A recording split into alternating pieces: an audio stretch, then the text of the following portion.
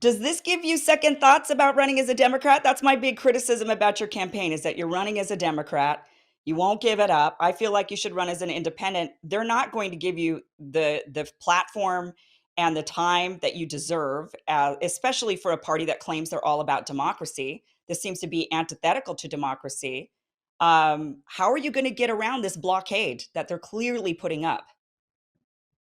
I will point out that if I did run as an independent, there are no primaries there and there are no debates either.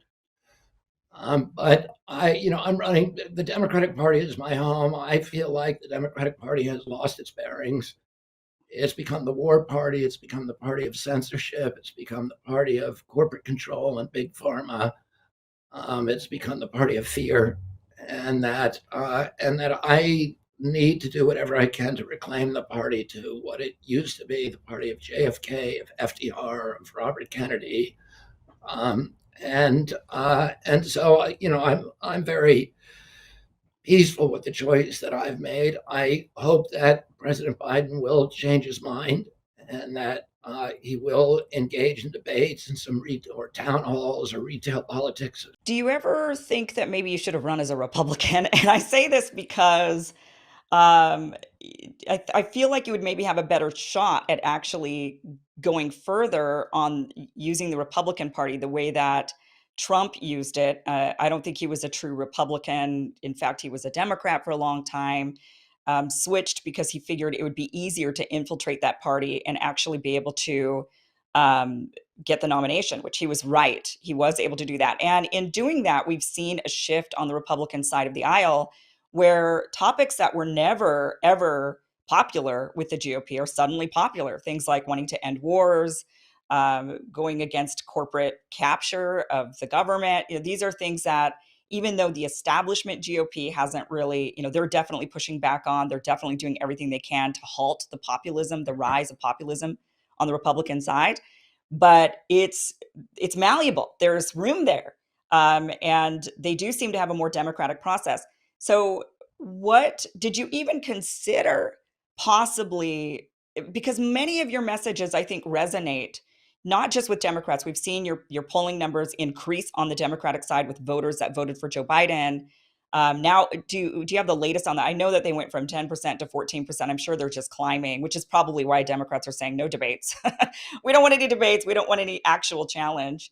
But you do have a lot of support from independents, from Republicans, and running as a Democrat. There's a lot of Republicans that aren't going to switch over to the Democratic Party in order to vote in the primary. Some states it's open, but other states it's not. So, did you even maybe consider that? Because you do have so much support on both sides of the aisle, actually, and especially amongst independents.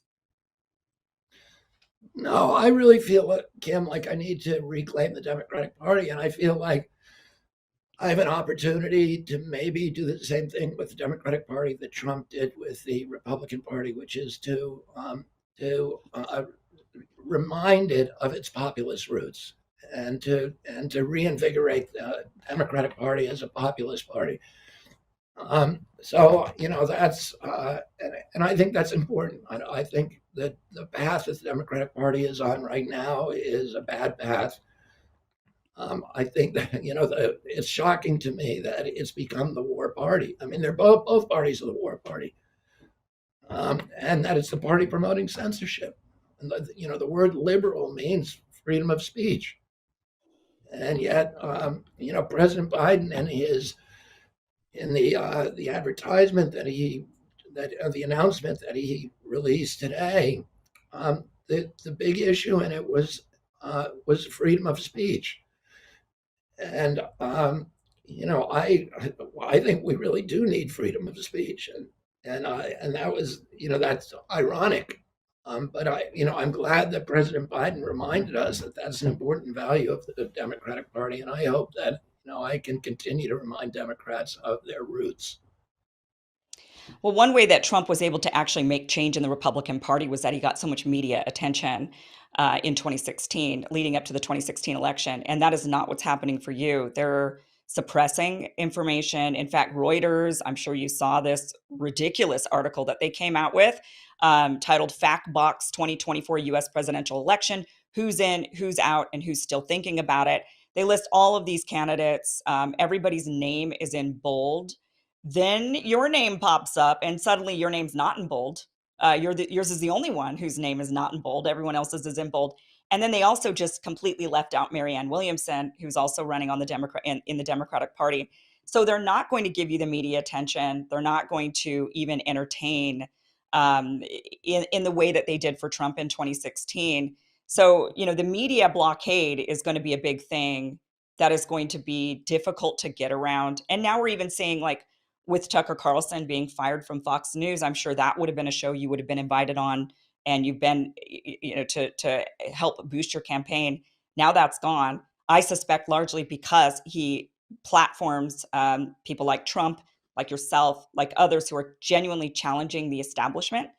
So it's going to be difficult. It's going to be difficult, I think. But I'm really hopeful for you and your campaign. I definitely I see that people are from both sides of the aisle very much enthusiastic about you and the policies that you stand for that are very, very different from what we're hearing from the establishment. I think that that's I think that they're no longer a Democratic Party, despite the name, and this is very purposeful. I don't think it's anything about optics. I don't think they want a true democracy. And I don't think they have for a really long time, actually, when we go back and look through the party and how the party's operated. I don't think that they hold. I mean, even you go back to the 60s and it's, they'll just put in a candidate and say, we don't care what the people want. This is the person that we're putting in. So, yeah, I mean, I think it goes beyond optics, but look, thank you so much for being here and best of luck running as a Democrat. You know how I feel about that. One thing that I do have to ask you before we end this is, in the end, and this is what happened in 2020, in the end, when they say, well, Joe Biden's the candidate and that's it, are you going to endorse him for president when Well, you decide, if you decide you're not going to run? I'm in it to win it, so I'm not thinking of a plan B. Okay. My only advice is don't do that. If it comes down to that, and the Democratic Party is just saying we're not going to put you on the ticket, and that's that. Don't endorse Joe Biden. Pivot. Go independent. Do set. Just. But the last thing you should do is say, yeah, this is okay. Fine. Concede. Don't do it. That's just the one thing that I would say.